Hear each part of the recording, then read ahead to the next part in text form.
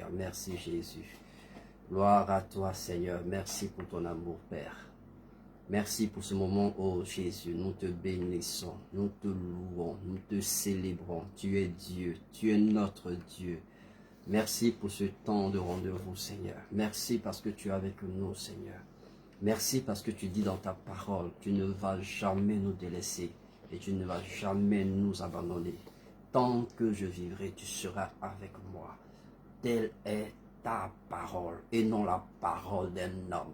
Selon ta parole, aussi longtemps que je suis vivant en toi, aussi longtemps que ma foi est vivante, aussi longtemps que je suis vivant, tu ne m'abandonneras jamais. Alléluia. Béni sois-tu, Seigneur. Seigneur, merci pour toutes ces personnes que nous suivent. Seigneur, je prie que tu les bénisses, que ta grâce vraiment les comble au nom de Jésus-Christ, que la puissance de ton esprit les visite dans le nom de Jésus-Christ. Merci, Seigneur. Merci, Jésus. Jésus, merci. Merci, Seigneur. Nous t'aimons, nous t'adorons, nous te célébrons. Tu es notre joie, tu es notre paix, tu es notre guérison, tu es notre victoire, tu es notre salut. Sois béni, Seigneur, sois béni, Jésus-Christ. Merci pour ce temps de ce dimanche, tous ces dimanches où nous nous retrouvons, Seigneur. Merci pour ceux qui ont la force de nous suivre en direct. Mais merci aussi pour ceux que nous suivent en différé. Seigneur, béni sois-tu, Père. Béni sois-tu pour la vie de chacun. Notre objectif, Seigneur, notre Dieu, c'est de faire ce que tu nous as mis à cœur de faire, Seigneur.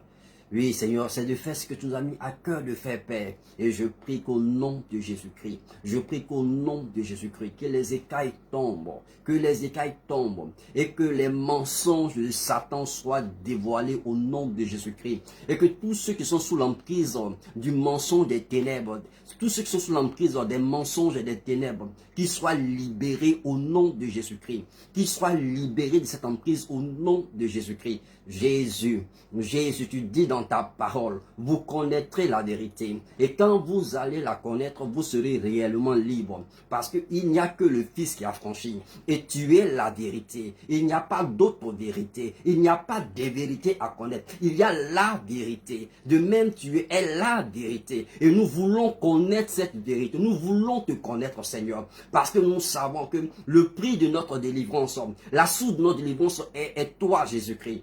Donne-nous de te connaître, ouvre nos yeux, ouvre les yeux de notre cœur, ouvre les yeux de notre esprit, ouvre les yeux de notre âme, afin que nous puissions te connaître tel que tu es, et que nous puissions ensemble avoir les propos de l'apôtre qui dit tel qu'il est, tel nous sommes, parce que nous te connaissons, Seigneur. Étends tes mains, Seigneur. Élève les standards, Seigneur. Élève les standards, Seigneur. Élève les standards, Seigneur. Pénètre au cœur de ton peuple, ton Seigneur, notre Dieu. Élève les standards et touche au nom puissant de Jésus-Christ, Père. Je te bénis. Je te remercie pour cette occasion, Seigneur. Merci pour toutes ces personnes, oh Père. Merci pour toutes ces sœurs. Merci pour tous ces frères. Seigneur, je les bénis au nom de Jésus-Christ. Béni sois-tu, Seigneur. Merci Seigneur pour l'entretien. Merci pour le message de ce soir. Merci Père, au nom de Jésus-Christ.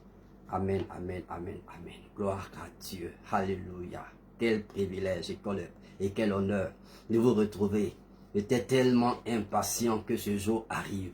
Tellement impatient. Chaque fois que j'ai l'occasion, lorsqu'une semaine doit commencer, je suis pressé que le mardi arrive, pour que nous puissions nous retrouver pour partager ensemble ce que nous sommes dans le cœur de Dieu.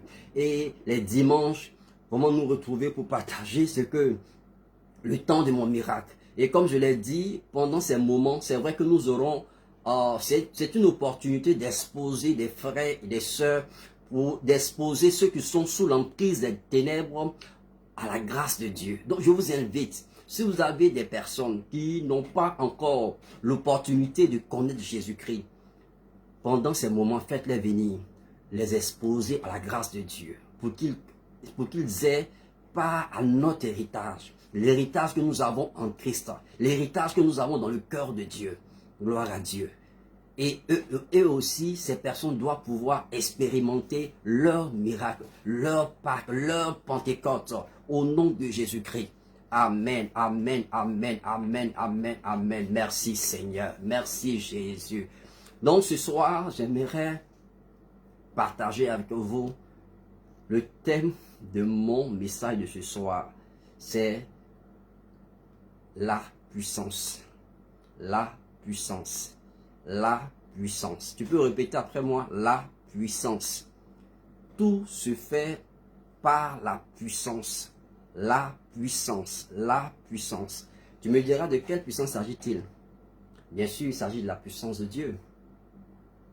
Mais, aujourd'hui, on va descendre d'une échelle un peu plus bas. Au lieu de parler de la puissance de Dieu, nous allons parler de la puissance de Dieu. Sa toute puissance, certes, mais sa puissance qui agit en toi. La puissance de Dieu qui agit en toi. Vous voyez, comment se fait-il? Comment comprendre? Alors que tu dis que tu es chrétien, alors que tu dis que tu as accepté Jésus comme sauveur et Seigneur, comment comprendre que tu es sous l'emprise des démons? Comment comprendre que tu es sous une influence démoniaque? Comment comprendre que ton corps est influencé par toutes sortes de désirs bizarres? Comment comprendre que tu es malade? Tu pries, rien ne se passe. Et souvent, certains meurent dans leur maladie. Alors qu'ils ont reçu Jésus-Christ comme sauveur et Seigneur. Et ils meurent comme des gens sans espérance. Comment comprendre? Comment comprendre? Comment comprendre que l'esprit des ténèbres, l'esprit démoniaque, les puissances de la sorcellerie, les puissances occultes, comment comprendre que ces puissances arrivent souvent à contrôler la vie, pas forcément des païens, mais des enfants de Dieu, des gens qui ont accepté Jésus-Christ. Comment comprendre ça? Comment comprendre que je prie, je jeûne, je fais ceci, mais rien. Et j'ai entendu des frères et sœurs pendant des années, oui mon frère, je prie, je jeûne, mais ma situation ne change pas. Je prie, je jeûne, mais ma situation ne change pas. J'ai fait des offrandes de percée, j'ai fait des actions prophétiques, mais rien de tout ça n'a changé. Des hommes de Dieu m'ont imposé les mains, au point que je suis devenu chauve, mais rien n'a changé. J'aimerais ce soir te ramener à la parole, parce que pour ton temps, le temps de ton miracle, c'est que tu reçois une parole qui va changer les choses dans ton cœur. Une parole qui va faire tomber les écailles. Une parole qui va transformer ta compréhension des Écritures, ta compréhension de ton approche vis-à-vis du Seigneur. Gloire à Dieu. Le Seigneur, notre Seigneur, il est vivant. Il est vivant et il est fidèle. Donc le premier texte que j'aimerais lire, c'est... Bon, je ferai l'effort de lire sans mes lunettes. Luc 24, pardonnez, désolé. Luc 24, 49, il est dit, « Et voici, j'enverrai sur vous ce que mon Père a promis. Mais vous, restez dans la ville jusqu'à ce que vous soyez revêtus de la puissance d'en haut. » Ici, c'est Jésus qui parle à ses apôtres. Et aussi, en plus des apôtres, ceux qui l'ont suivi. Il dit ceci, « Vous, j'enverrai sur vous ce que le Père a promis. » Autrement dit, c'est le Père qui a fait cette promesse. Mais de quelle promesse s'agit? Ne nous passons pas, nous allons y arriver. Il dit, Jésus dit, je vais envoyer, je vais accomplir, je vais manifester cette promesse dans votre vie. Mais tant que vous n'avez pas reçu, tant que vous n'avez pas expérimenté cette promesse, vous devez rester, vous devez rester dans la ville jusqu'à ce que vous soyez revêtus de la puissance. Alors Jésus nous parle de la puissance d'en haut. Donc ce soir, je te parle de la puissance d'en haut. La puissance d'en haut. Il faut que tu sois revêtu de la puissance d'en haut. Amen. Donc, et cela, c'est ce que le Seigneur dit dans Luc 24, verset 49. Dans Actes des Apôtres, Jésus va encore... C'est-à-dire, l'auteur du livre de Actes des Apôtres, bon, c'est le même auteur, hein, il va nous ramener encore à cette parole du Seigneur Jésus-Christ qui dit ceci. Ce n'est pas un apôtre qui parle. Ce n'est pas un apôtre qui parle par révélation de l'Esprit, mais c'est le Fils du Dieu vivant. C'est Jésus-Christ qui parle. Jésus est Dieu. C'est lui qui parle. Jésus est Dieu. Jésus est Dieu. Bon, c'est pas le thème de notre entretien ce soir, mais c'est Jésus, le Seigneur de l'univers, le Créateur de toutes choses. Il est écrit que tout ce qui a été fait par lui et pour lui. Alléluia. C'est lui qui dit ceci, mais vous recevrez une puissance. Dans Acte 1:8, il dit, mais vous recevrez une puissance. Vous, c'est qui? C'est ceux qui ont accepté de marcher avec lui. C'est ceux qui l'ont reçu comme sauveur et Seigneur. Il dit à ces personnes, mais vous recevrez une puissance. Vous recevrez une puissance. Si tu as accepté Jésus-Christ comme sauveur et Seigneur, dans ton cœur, dans ta vie, Jésus te dit ce soir, tu es parmi ces personnes dont il parlait, mais vous recevrez une puissance.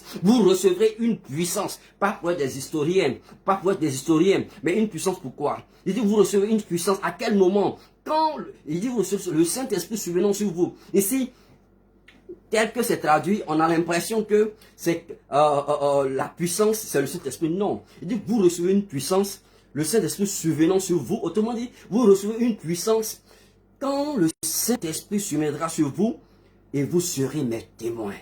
Et vous serez mes témoins. Vous serez mes témoins à Jérusalem, dans la Judée, dans la Samarie et jusqu'aux extrémités de la terre. Donc, quand cette puissance viendra sur toi, quand cette puissance se manifestera en toi, par la vertu de la présence de l'Esprit que tu reçois, la Bible déclare, Jésus déclare, en ce moment-là, tu seras un témoin de sa puissance de guérison, un témoin de sa puissance de miracle, un témoin de sa puissance de restauration, un témoin de sa puissance de salut, un témoin de sa puissance, Mais, et le problème aujourd'hui, c'est ça. Et il dit ceci, vous serez mes témoins d'abord à Jérusalem. D'abord dans ta Jérusalem, dans ta vie personnelle, tu vas expérimenter la puissance de Dieu. Dans ta vie personnelle, tu vas expérimenter la puissance de guérison de Dieu, la puissance de délivrance de Dieu, la puissance de la protection de Dieu, la puissance de la restauration de Dieu, la puissance de Dieu qui te conduit dans une vie de pureté, dans une vie de sainteté, dans une vie d'honnêteté, dans une vie de justice, dans une vie de droiture. Tu vas expérimenter cette puissance qui fera de toi un témoin de Jésus-Christ. Un témoin, vous savez, quand on dit que tu es témoin, ça veut dire que tu as assisté à l'événement dont tu peux la raconter. Mais si tu n'as pas assisté, comment peux-tu être un témoin? C'est parce que tu as reçu le Saint-Esprit. Et voilà pourquoi il est dangereux. Il est dangereux de vivre une vie chrétienne sans la plénitude, sans la présence du Saint-Esprit. Il est dangereux, il est difficile. Voilà pourquoi on trouve parmi nous, dans le corps de Christ, certaines personnes qui ne comprennent pas comment c'est un peu parler en langue, comment c'est un peu dire des paroles qui n'ont ni queue ni tête. Mais c'est normal qu'ils réfléchissent comme des gens du dehors. Pourquoi? Parce qu'ils n'ont pas le Saint-Esprit ou parce qu'ils ont fermé leur cœur à la grâce de Dieu. Ils ont fermé leur cœur à la grâce de Dieu. Moi, je me souviens encore, il y a 29 ans en arrière, je n'étais pas chrétien. Je n'étais pas chrétien. J'avais aucune autorité en moi, je n'avais aucune puissance en moi. Et 3 mois après ma conversion, alors que des esprits mauvais ces esprits ont commencé à agiter les jeunes filles, les jeunes gens dans le collège où j'étais. Il y a une dame qui me dit, mais toi tu es chrétien? J'ai dit oui. Elle dit, mais alors tu peux prier pour eux. Et à peine j'ai dit, au nom de Jésus-Christ. Waouh! Et c'est comme ça allait à faire là. Mais c'est là que j'ai compris que, ah non, j'étais plus une autre, j'étais devenu une autre personne. Et tu es une autre personne si tu as accepté Jésus comme sauveur et Seigneur. Aujourd'hui, on fait des chrétiens vraiment qui sont dépendants.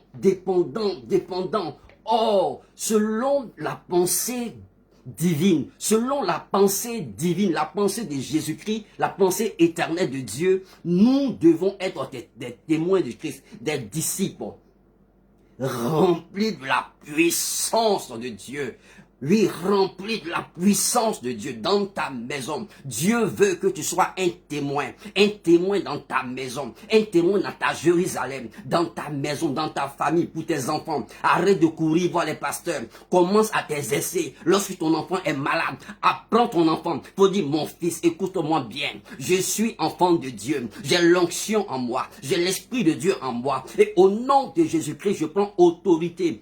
Oui, faut prendre autorité. Et puis aussi, le problème aussi très souvent, c'est que on ne sait même pas comment exercer notre autorité, permettre à cette puissance de se déployer, de se manifester autour de nous ou en nous. On est là, Seigneur, s'il te plaît, guéris mon enfant. Non, c'est pas comme ça marche. Il ne viendra pas guérir ton enfant. Ce n'est pas comme ça. Il t'a donné le pouvoir. Il t'a donné le pouvoir pour que en son nom, quand tu imposes les mains aux malades, les malades soient guéris. Les malades soient guéris. Quand en son nom, tu peux chasser tout démon dans la vie d'un homme. Tu as ce pouvoir. Le diable a été dépouillé. Le diable a été dépouillé. Le diable a été dépouillé. Voilà pourquoi. Vous voyez, réfléchissez un peu. Si le diable n'avait pas été dépouillé, pensez que quoi? Les gens allaient se convertir si facilement, puisqu'ils n'ont pas l'Esprit de Dieu en eux d'abord, mais parce qu'il a été dépouillé. L'homme est libre, l'homme a cette liberté, cette capacité de se tourner vers Dieu en Christ, parce que Christ l'a dépouillé sur la croix. Et donc tu en toi la puissance de Dieu, si du moins tu as accepté Jésus-Christ comme sauveur et Seigneur. Je n'ai pas dit d'accepter que dans ton cœur Jésus a existé. Oui, si tu acceptes que dans ton cœur Jésus a existé, c'est une bonne chose. Mais ça ne fait pas de toi un enfant de Dieu. Pour être enfant de Dieu, c'est de reconnaître que Jésus-Christ est ton Seigneur. Et que sur la croix, il est mort pour tes péchés. Sur la croix, il est mort pour tes péchés. Sur la croix, il est mort pour tes péchés. C'est à cause de ta vie, à cause de ta vie perdue, à cause de ton être, à cause de ce que tu es, que Jésus est mort. Et en acceptant l'offrande de sa vie, voilà pourquoi il est écrit, car Dieu a tant aimé le monde, qu'il a donné son Fils, l'unique, afin que quiconque croit en lui ne périsse pas, mais qu'il ait la vie éternelle. C'est en croyant au Fils, c'est en croyant au Fils de Dieu, c'est en croyant au Fils de Dieu que nous avons la vie. Mais Dieu a tant aimé et il a donné son Fils. Son Fils, il l'a donné. Donc, c'est ce qui fait de nous, lorsque nous acceptons, car à tous ceux qui l'ont reçu, à ceux qui croient en son nom, elle a donné le pouvoir de devenir enfants de Dieu. Oui, lesquels sont nés ni de la volonté des hommes, ni de la volonté de la chair, mais de Dieu. Alléluia. Si tu peux seulement dire, là où tu es, tu n'as pas forcément besoin qu'un pasteur vienne t'imposer les mains, qu'un prophète vienne verser une tonne d'huile sur ta tête. Non, c'est pas ça le salut. Le salut, c'est d'accepter Jésus-Christ comme sauveur et Seigneur. Le salut, c'est d'accepter Jésus-Christ comme sauveur et Seigneur. Et si tu l'acceptes, la puissance de Dieu, l'Esprit de Dieu va rentrer dans ta vie. L'Esprit de Dieu va entrer dans ta vie, va venir tabernacler ta vie, va venir séjourner, va venir vivre en toi. L'Esprit de Dieu. L'Esprit du Dieu vivant viendra vivre en toi, et à toi maintenant de le déployer. Nous en parlerons tout à l'heure. Mais ce que je veux te faire comprendre, la puissance. Jésus veut que tu sois une personne puissante. Jésus dit même dans sa parole, allez faire de toutes les nations mes disciples. Allez faire de toutes les nations mes disciples. Oh, le temps viendra, on parlera de ces choses. Jésus dit de faire de toutes des nations ses disciples. Aujourd'hui, on a des gens qui se réclament disciples d'un tel, je suis disciple de tel, je suis disciple de Pierre, je suis disciple de Jean, je suis disciple de Marie-Pascal, je suis disciple de ceci, de cela. Tu n'es pas disciple de Jésus. Nous ne sommes pas disciples d'un homme.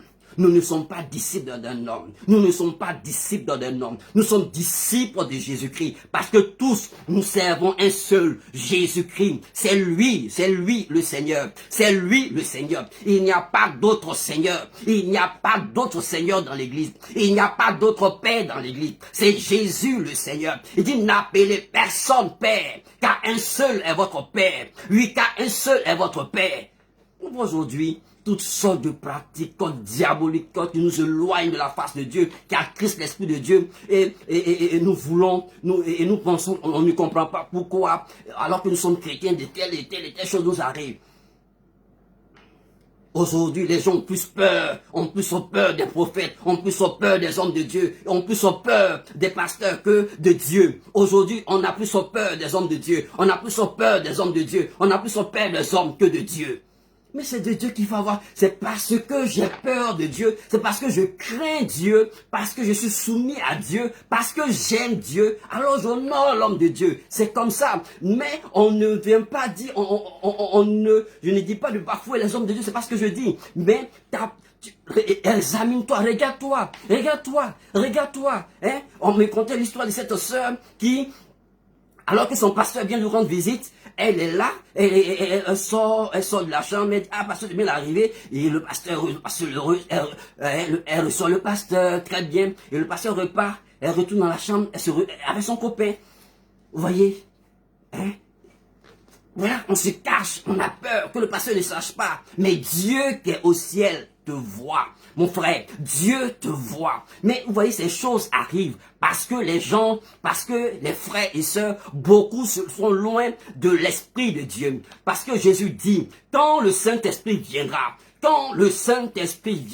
il viendra prendre de ce qui est en moi. Il viendra prendre de ce qui est en moi. Et il va vous le communiquer. Quand il viendra, il va venir vous conduire dans toute ma vérité. Dans toute la vérité. Il va vous conduire dans toute la vérité. Il va vous convaincre de péché, de jugement et de justice. Et aujourd'hui, les gens sont loin du jugement. Ils sont loin du péché. Ils vivent dans le péché sans aucun remords parce qu'ils sont loin de la communion avec le Saint-Esprit. Il n'est pas possible d'être en communion avec le Saint-Esprit, être à l'aise dans le péché, être à l'aise dans le mensonge, être à l'aise dans l'escroquerie, être à l'aise dans toutes sortes de malices pour escroquer, pour abuser. Ce n'est pas possible. C'est parce que les gens sont loin de Dieu. Les gens ont refusé de s'attacher au Créateur, ils sont plutôt attachés à la créature à cause d'une vaine gloire. Mais Jésus dit ceci, vous recevrez une puissance. Il ne s'agit pas d'aller prendre de l'huile pour avoir de la puissance. Il ne s'agit pas d'aller enterrer des choses bizarres dans les endroits pour avoir de la puissance. Il ne s'agit pas de faire des pratiques abominables, sataniques pour avoir de la puissance. Oui, le diable a sa puissance, mais il ne s'agit pas de ça. Je veux t'interpeller ce soir. Je veux t'interpeller, toi qui m'écoutes, en ce moment, que tu comprennes, il y a une puissance, la puissance de Dieu qui est disponible pour ta vie, qui est disponible pour ton être, la puissance de Dieu. Jésus dit, vous recevrez une puissance, le Saint-Esprit survenant sur vous. Quand le Saint-Esprit viendra en toi, tu dois recevoir la puissance de Dieu. Tu dois recevoir la puissance de Dieu. Mais il faut, pour recevoir cette puissance, le Saint-Esprit. Il ne s'agit pas de faire des sacrifices. Voilà, aujourd'hui, il y a tellement de scandales. Les gens ne cherchent plus Dieu. Mais il faut que tu comprennes. Le problème, tu peux être un témoin dans ta maison. Tu peux l'être. Un témoin dans ta maison. Tu peux être un témoin dans ta maison.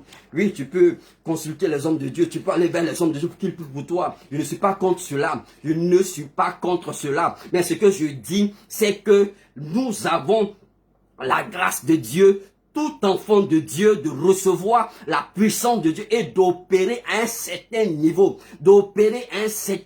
Bien sûr, selon ton niveau de foi, tu peux opérer pour la gloire de Jésus-Christ, pour la gloire de Dieu. Tu peux opérer et tu dois opérer pour la gloire parce que tu es destiné à être un témoin de Jésus-Christ, quelqu'un qui révèle le Christ, quelqu'un qui manifeste le Christ, quelqu'un qui montre pourquoi à Béret. Les disciples ont été appelés des chrétiens parce qu'au travers de leur vie, ceux qui ont connu Jésus-Christ, ceux qui ont entendu parler de Jésus-Christ, ils ne voyaient pas de différence. Donc on les a appelés des petits Christ, Mais quand on appelle des petits Christ, quand on appelle mon fils petit Saka, c'est parce qu'on sait, on connaît le grand Saka. Ou bien petit Kassoum, c'est parce qu'on connaît le grand Kassoum. Donc quand on les a appelés des petits Christ, des personnes, c'est parce qu'ils avaient l'image, ils avaient déjà le témoignage, ils avaient déjà vu Christ à l'œuvre. Enfin, c'est ce que je pense. Donc, nous pouvons et nous devons manifester la puissance, la gloire de Dieu. Oh oui, nous devons la manifester.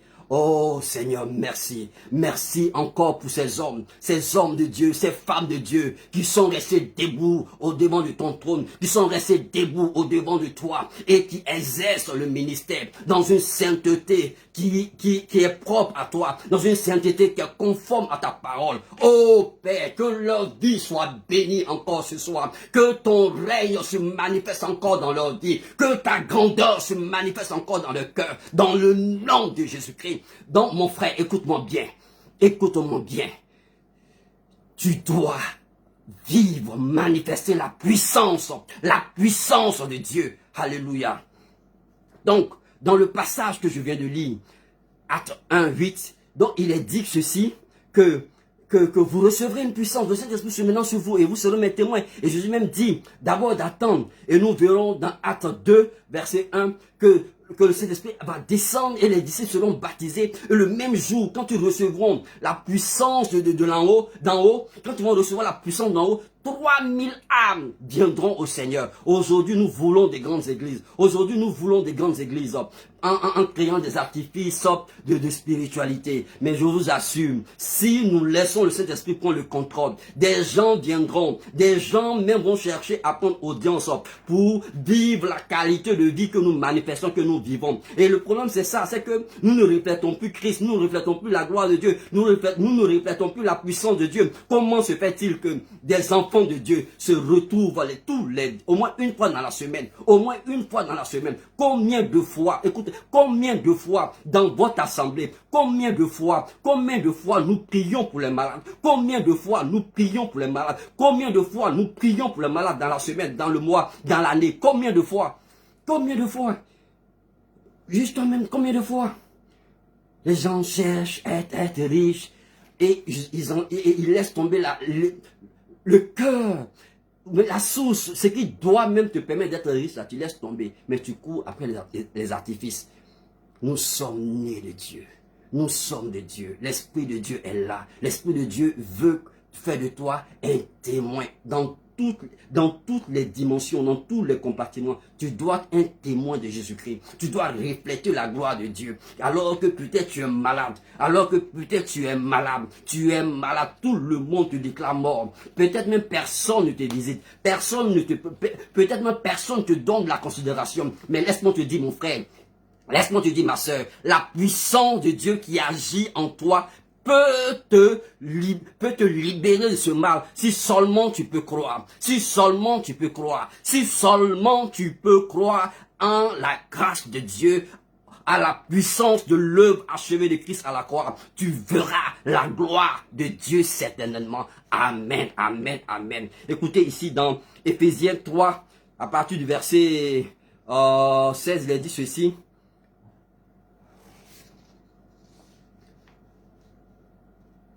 Il dit, afin qu'il vous donne, selon la richesse de sa gloire, d'être puissamment fortifié par l'Esprit dans l'être intérieur, en sorte que Christ habite en vos cœurs par la foi, afin qu'étant enraciné et fondé dans l'amour, vous puissiez comprendre avec tous les saints quelle est la largeur, la longueur, la profondeur et la hauteur, et connaître l'amour de Christ qui surpasse toute connaissance, en sorte que vous soyez remplis jusqu'à toute plénitude de Dieu. Oh, à celui qui peut faire, alléluia, écoutez bien, oh, au verset 20, à celui qui peut faire, par la puissance qui agit en nous, infiniment, alléluia, infiniment, au-delà de tout ce que nous demandons ou pensons. Quelle déclaration de Paul. Paul. Écoutez ce qu'il dit ici. Il dit, oh, à celui qui peut faire par la puissance qui agit. Où? Qui agit où? En moi. Donc, vous voyez, Dieu peut faire au-delà de ce que je pense ou je peux imaginer, mais tout dépend de la puissance qui agit en moi. Et c'est ça le problème de l'église aujourd'hui. C'est ça le problème du chrétien aujourd'hui. Vous voyez, une assemblée même se lève, on mettrait un malade devant eux, toute l'assemblée va commencer à prier. Il n'y a pas assez de puissance pour guérir le malade. Est-ce que Jésus a changé? Non, Jésus n'a pas changé. Le problème, c'est que souvent, on se met pas en cause. Hein? Et parce qu'on ne se met pas en cause et parce que même on a peu de puissance, on évite même de prier pour les malades dans certaines assemblées. Ils évitent de prier pour les malades. Oui, ça je vais le dire. On évite de prier pour les malades parce qu'on a peu de puissance. Même regarde-toi même dans ton quartier. Regarde-toi dans ton quartier. Regarde dans ta maison. Lorsque ton enfant est malade, est-ce que tu as l'audace de dire, mon enfant, viens, je vais prier pour toi. Tu ne t'exerces même pas. Comment la puissance peut se déclencher en toi? Tu n'as pas l'habitude de prier, ne serait-ce que pour un mal de tête pour voir le miracle de Dieu. Pour voir le miracle de Dieu. Pour voir le miracle de Dieu. Aujourd'hui, ce que je veux faire, c'est que je évite même de faire une onction d'huile à mes enfants. Non, je leur impose sur les mains. Je leur apprends à avoir la foi en la personne du nom de Jésus-Christ. Oui, il n'est pas question d'ajouter des artifices dans leur foi. Il faut qu'ils voient un Père qui parle seulement de Jésus, qui sait.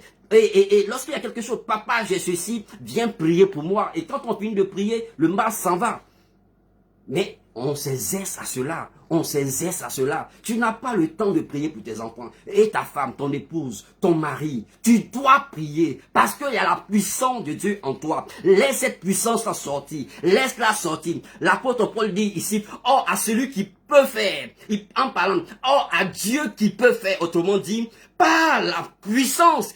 Ça, la puissance qui agit en nous. Le problème, c'est pas la puissance de Dieu, mais c'est la puissance. C'est-à-dire, quelle est la proportion de la puissance de Dieu qui agit en toi? Et quelle est cette proportion? Quelle est cette proportion de la puissance de Dieu qui agit en toi? Et c'est ça le problème aujourd'hui. C'est ça le problème. Oh, je bénis Dieu. Je bénis Dieu pour certains hommes de Dieu. Même depuis la télévision, même par la télévision, la puissance de Dieu se dégage. La puissance de Dieu se dégage. Vous les entendez parler, la puissance de Dieu se dégage dans leurs propos, se dégage dans leur voix, se dégage dans leur regard. Gloire à Dieu. Gloire à Dieu.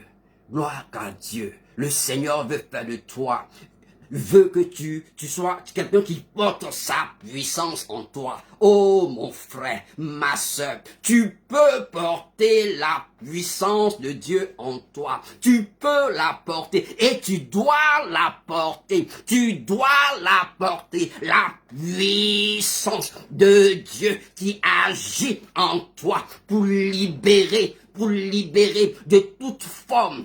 Oh oui, je me souviens encore, en 92, cette jeune fille, lorsqu'elle venait nous voir, alors que j'étais dans le groupe d'intercession, elle venait nous voir quand nous prions pour elle. J'étais là, je priais,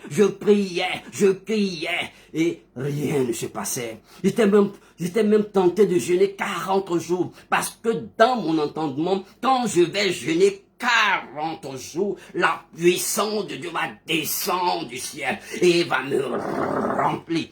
Vous voyez? Mais qu'est-ce que je n'ai pas fait?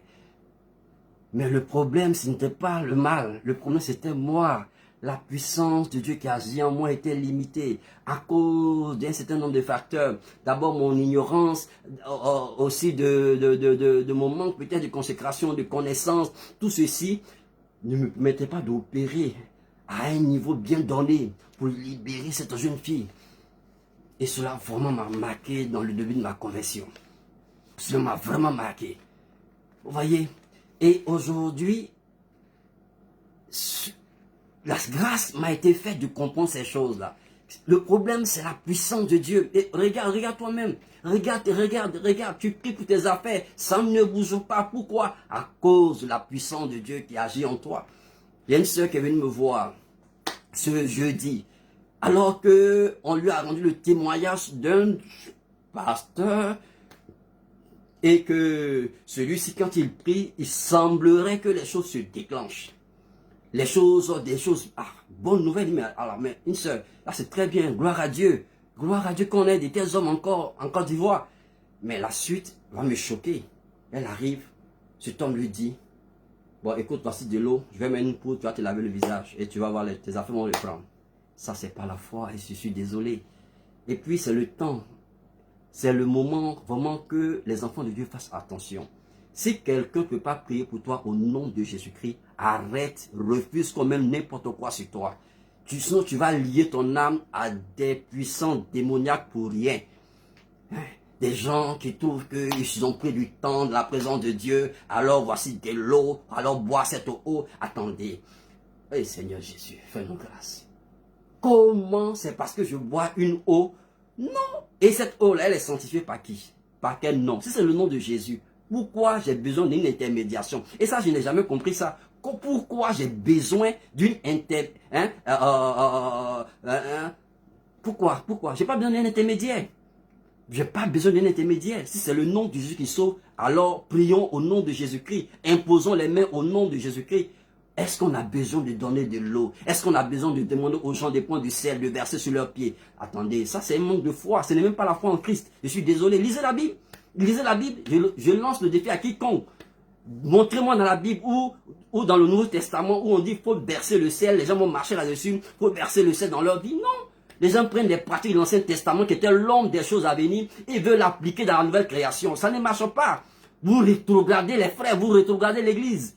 Non, non, non, non, non et non. Non et non et non. La puissance, Paul ne dit pas, hein, quand vous lisez le Éphésiens, Paul ne dit pas, hein, parce que vous faites, je sais pas moi,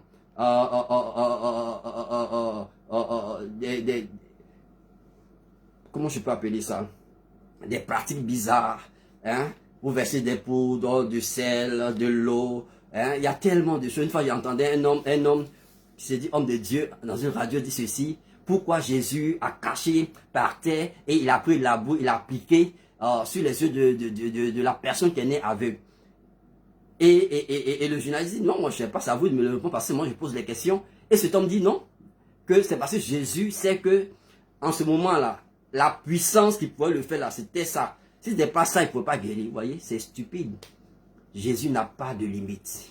Jésus n'a pas de limite. Jésus est nos limites. Il est puissant. Il est tout puissant. Il est tout puissant. Et sa toute puissance veut agir en toi. Sa toute puissance veut agir en toi. Veut se glorifier en toi. Veut se manifester en toi. Et le problème, est-ce que tu laisses cette puissance se déployer en toi? Maintenant, la grande question est de savoir. Vous voyez, je vais lire un dernier passage avant de parler de ça. Dans Hébreux 6, 5, il a dit ceci: car il est impossible que ceux qui ont été une fois éclairés, qui ont goûté le don céleste, qui ont eu part au Saint-Esprit, qui ont goûté la bonne parole de Dieu et les puissants du siècle à venir, et qui sont tombés soit encore renouvelés et amenés à la repentance, plus qu'ils crucifient pour leur part le Fils de Dieu et l'espouse à l'ignominie. Vous voyez, dans ce texte, l'auteur du livre des Hébreux nous montre une chose. Il nous dit que, vous voyez, on parle de la puissance de Dieu en nous. Et là, il montre le débat très haut ici. Il dit, quant à ceux, parce qu'il y a des gens dans le corps de Christ qui ont connu cette dimension, cette grandeur. Vous voyez, regardez regardez. C'est pas tout le monde qui prie pour les malades et les malades sont guéris. Regardez, il y a des gens qui prient, les malades ne sont jamais guéris. Oui, quand bien même qu'ils sont des hommes de Dieu, ils sont hommes de Dieu, les malades ne sont jamais guéris. Pas moi qui le dis, c'est le témoignage de leurs œuvres qui le montrent. Hein? Voilà. Et Paul parle ici, bon, je suppose que c'est Paul qui écrit le livre des Hébreux, ça c'est ma conviction. Il dit ceci: quant à ceux, hein, qui ont été éclairés, ça c'est la première dimension, d'accepter Jésus-Christ, qui ont goûté le don céleste. Vous voyez, il y a une capacité spirituelle qu'on appelle le don céleste, et qui ont eu part au Saint-Esprit. Toi et moi, on n'a pas au Saint-Esprit. Et qui ont goûté la bonne parole. Et là, ils vont se démarquer, maintenant c'est ceci: la bonne parole et la puissance du siècle à venir. Amen. C'est-à-dire, ils ont expérimenté la puissance du siècle à venir. Oh. C'est-à-dire, eux-mêmes ne sont même plus dans le présent. Waouh. quand ce type de personne, ce type de serviteur arrive à tomber dans le péché, au point de régner pour finir Jésus-Christ, la Bible dit, pour ce type de personne, il n'y a plus de repentance, parce qu'ils exposent Christ à l'ignominie. C'est comme s'ils le crucifiaient pour la seconde fois. C'est comme s'ils posaient l'acte que Moïse a posé. Au lieu de parler au rocher, il a frappé une seconde fois le rocher. Pour ce type de personnes, ils ne peuvent plus entrer dans le... Et ça, c'est le lieu d'interpeller cette théorie qui dit que quand j'ai accepté Jésus-Christ, je suis sauvé, c'est fini. Je ne veux pas perdre le salut. Non. Nous devons travailler à notre salut, mais là n'est pas mon thème. Mon thème, c'est que la puissance de Dieu doit agir en toi. Maintenant, la grande question, avant de poser cette question, lisons dans un dernier passage, parce que je dis, c'est vrai que je parle des choses, mais vous verrez un exemple que je vais prendre. Il ne s'agit même pas d'un apôtre qui a vécu des choses extraordinaires. Actes 6, 8, il a dit, Étienne, plein de grâce et de puissance, faisait des prodiges et de grands miracles parmi le peuple. Amen, amen, amen. Étienne, plein de prodiges, plein de puissance, faisait des prodiges et de grands miracles parmi le peuple. Vous voyez un peu, voilà, on a aussi le cas de Philippe. Philippe qui était un simple disciple. D'abord, à cause de la manifestation de la puissance de Dieu et du témoignage de Christ dans sa vie, il a été nommé diacre. Puis après, vous verrez que il y a encore quelque chose qui a se manifesté, l'évangélisation, on va l'appeler l'évangéliste, à cause de cette capacité, habilité d'annoncer l'évangile. Vous voyez, donc, lorsque nous comprenons ces choses, il y a une chose à laquelle nous devons travailler. Il faut que la puissance de Dieu se déploie à moi. Mais la grande question est de savoir comment faire pour que la puissance de Dieu se déploie. Dans un premier temps, il faut croire en Jésus-Christ comme Sauveur et Seigneur. Croire en lui comme Sauveur et Seigneur. Méditez la parole de Dieu. Laissez le Saint-Esprit vous expliquer les Écritures. Arrêtez de chercher. J'évite même de prendre les dictionnaires pour avoir l'explication de certains mots. Je préfère... Bon, tu peux le faire, c'est pas un péché. Mais je l'évite. Je m'attends à un éclairage, je m'attends à une révélation du Saint-Esprit et ça marche. Ça fait 29 ans que je suis dans cette histoire et ça marche. C'est à cause de cela. Quand j'ai commencé ma foi, la vie chrétienne, quand j'ai commencé à marcher avec Christ, les premiers livres chrétiens que j'ai lus m'ont déçu. Je me suis dit, mais attends, ces personnes me partagent leur histoire. J'ai eu la grâce de lire rapidement tout le Nouveau Testament et l'Ancien Testament. Et donc, quand on me parle, quand je lis un livre, je pourrais discerner que non, mais ceci n'est pas écrit dans les Écritures, mais la personne me parle de son expérience. Mais est-ce que son expérience est la parole de Dieu? Pourquoi il m'impose son expérience? Donc, pour ne pas tordre ma foi chrétienne, pendant près de 28 ans, j'ai arrêté tout ce qui est livre. Bon, si tu veux le lire, c'est libre à toi. Je me suis attaché à la Bible. Je me suis attaché à la Bible. Je pouvais lire un verset, le relire, lire et le relire. J'ai préféré que Dieu se révèle à moi par sa parole. Par sa parole. Gloire à Dieu pour la vie des hommes de Dieu qui sont restés intègres, qui ont un témoignage à rendre. Gloire à Dieu pour leur vie. Gloire à Dieu pour leur vie. Oui, certains encore m'inspirent. Certains m'inspirent encore aujourd'hui. Certains me marquent encore. Certains m'impactent encore. Oui, c'est vrai. Mais je me suis laissé imprégner par la Bible. Aujourd'hui, nous ne lisons pas beaucoup la Bible. Nous ne lisons pas beaucoup la Bible. Nous ne lisons pas beaucoup les Écritures. Il faut la lire. Cela va aiguiser votre sens de discernement. Vous saurez tout de suite lorsqu'un homme se présente à vous s'il est de Dieu ou pas. Parce que déjà, le premier niveau de la connaissance, vous l'avez. Maintenant, passons à un second niveau avec l'Esprit de Dieu. Gloire à Dieu. Gloire à Dieu. Si la lecture simplement de la Bible, je vais dire, bon, non, ce n'est pas ce que je vais dire, mais ce que je suis en train de dire, c'est que la lecture de la Bible, elle est importante. Elle est importante. Elle est importante.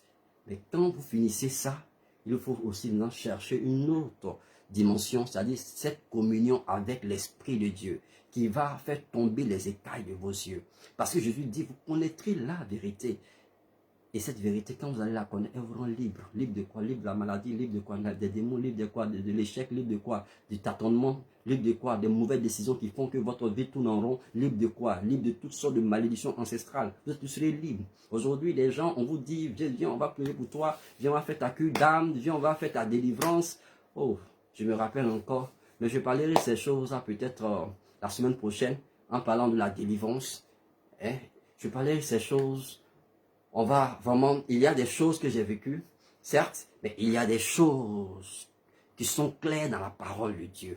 Et sans mettre en avant notre expérience, nous parlerons des choses que Dieu dit concernant la délivrance. Gloire à Dieu. Parce que l'heure de mon miracle, c'est l'heure où la vie de l'Esprit de Dieu m'éclaire. Au-delà de ce que je dis, au-delà de mes explications, l'Esprit de Dieu ouvre ton entendement et atteint même des profondeurs que je ne peux pas atteindre, parce que tu es spécial dans la main de Dieu, parce que pour toi, Dieu veut faire une chose nouvelle, Dieu veut manifester une gloire nouvelle, Dieu veut faire quelque chose de glorieux dans ta vie, mais si seulement tu peux laisser sa puissance agir en toi. Donc, pour que sa puissance agisse en toi, médite à la parole de Dieu, médite à la parole de Dieu, médite-la.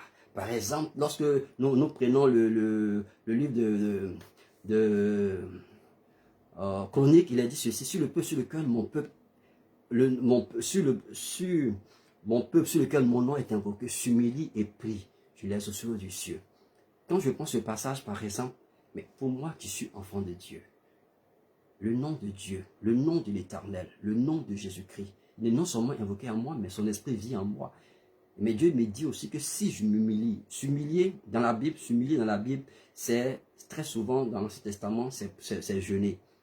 Par le jeûne, oui, par le jeûne, nous pouvons amplifier la puissance de Dieu en nous. Parce que ce n'est pas que le jeûne va nous donner la puissance, mais le jeûne va briser notre volonté, va briser certaines passions, va disposer notre chair à s'assouplir, à laisser l'Esprit de Dieu se mouvoir en nous. Hein? Donc, il y a le jeûne. Il y a aussi quelque chose de très important.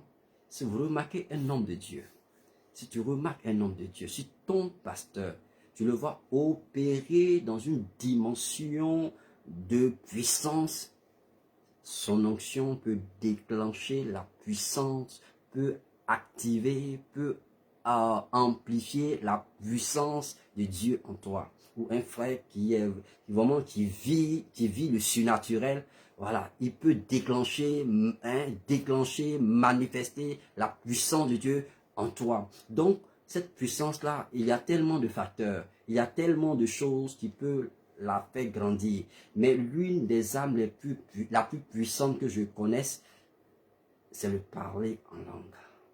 Parler en langue. Parler en langue. Si tu parles beaucoup en langue, tu amplifies la puissance de Dieu en toi. Quand je dis parler en langue, la Bible dit que celui qui parle en langue, personne ne le comprend. C'est un esprit qui dit des mystères à Dieu. Vous comprenez un peu le fait de parler. Donc, je ne parle pas de ceux qui parlent en langue à tout bout de champ, ils prennent le micro, bon, écoutez, ça ne fait personne, ça, toi, ça fait du bien. C'est l'une des raisons pour lesquelles il est rare que vous me verrez parler en langue.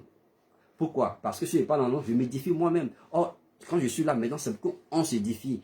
Hein? Donc, quand on prend le micro, on peut parler en langue dans un élan, dans l'assemblée, tout le monde se met à prier en langue. Cela attire la présence, cela attire la présence, sa puissance. Oui, parce que chaque puissance, nous attirons certaines puissances et nous activons les dons dans la vie des uns des autres. Voilà pourquoi remarquez, une église qui ne prie pas beaucoup en langue, c'est une église faible spirituellement. Oui, ça c'est selon moi. Ça, ce que je dis n'engage que moi. Un chrétien qui ne prie pas beaucoup en langue, c'est un chrétien faible spirituellement. Et pour activer aussi la puissance de Dieu en toi, tu as besoin de la foi. Tu as besoin de la foi en sa parole, la foi à la révélation de la parole, la foi à la révélation de Christ en toi, la foi à la révélation de sa puissance en toi, la foi à la révélation de l'œuvre achevée de Christ. Donc, tu as besoin de toutes ces choses, tous ces éléments. Et ces choses pourront activer la puissance de Dieu. Hein? Et puis, tu as besoin aussi de la soif. Tu as besoin d'avoir la soif. Si tu n'as pas soif de ça, ça va pas, rien ne va arriver. Hein? Si tu n'as pas soif de voir par ta vie tes enfants être guéris, par ta vie, ta femme enfantée, par ta vie, ton mari t'enceinte, par ta vie, tu n'as pas soif de voir ces choses, la puissance de Dieu. Voyez, la puissance de Dieu se manifestant en toi. Ça va attirer le bon mari vers toi. Ça va orienter tes yeux vers la bonne femme. Comme il l'a fait pour moi d'ailleurs. Alléluia. Gloire à Dieu. Que le Seigneur te bénisse, mon frère, ma soeur. Que le Seigneur te bénisse. Sache que Jésus t'aime. Jésus t'aime par-dessus tout. Jésus, notre Sauveur, il t'aime. Et moi aussi, avec lui, je t'aime. Mais Jésus t'aime par-dessus tout. Ne laisse personne te ravir. Ce que je dis, je ne parle pas contre une église. Je parle pour le corps de Christ. Je parle pour le corps de Christ, pas contre le corps de Christ. Je veux que nous soyons meilleurs. Moi-même, je me parle aussi à moi-même. Je me parle aussi à moi-même. Je me parle aussi à moi-même et je vous aussi parle. Je te parle. Il faut exercer, il faut t'exercer à manifester la puissance de Dieu. La puissance de Dieu soit se dégage au travers de toi. Un ami est malade. C'est une occasion. Il dit, mon frère, viens. Tu sais que Jésus, il est vivant. Il guérit encore des malades. Et tu l'appelles, tu lui imposes les mains.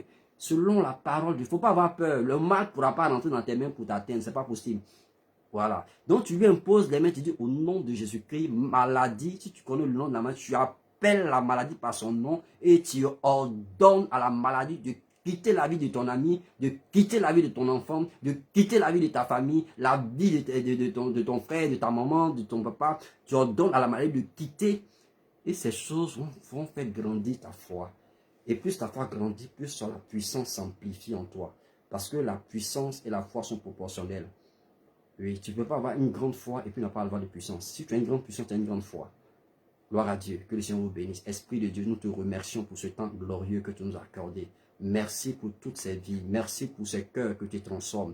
Merci parce que nous aurons des hommes, des disciples remplis de toi, en qui la puissance de Dieu se manifeste, non seulement pour impacter leur vie, pour transformer leur vie, pour faire de leur vie une vie glorieuse, une vie rayonnante de gloire, mais aussi rayonnant, faisant la vie des autres aussi rayonnant dans le nom de Jésus-Christ. Saint-Esprit, nous savons que ces choses arrivent que par toi.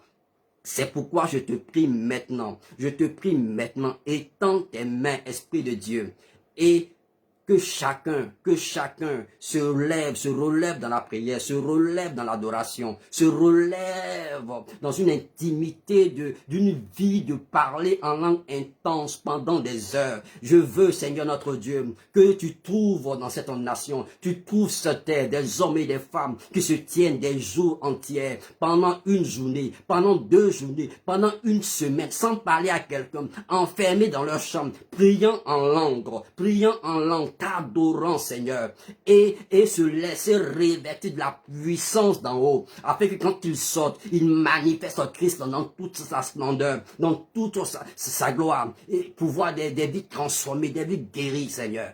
Oh Seigneur, élève encore des grands hommes, des hommes de foi dans notre époque. Élève, Seigneur. Seigneur, je crois que notre siècle, notre temps verra un 7e réveil. Un 7e réveil. Il y a une autre vague de réveil qui viendra, Seigneur. Prépare les cœurs. Oh, notre Père qui est aux cieux, mais qui est aussi dans notre cœur, que le règne de ton nom, le règne de ta grandeur, le règne de ta sainteté, le règne de ta puissance, le règne de ton nom vienne encore se manifester dans l'église, se manifester encore dans l'église. Élève les linteaux, élève nos cœurs, élève nos vies, Seigneur notre Dieu, au nom puissant de Jésus-Christ que nous te prions. Amen, amen, amen. À mardi, pour ce que je suis dans le cœur de Dieu. Pour l'épisode 3.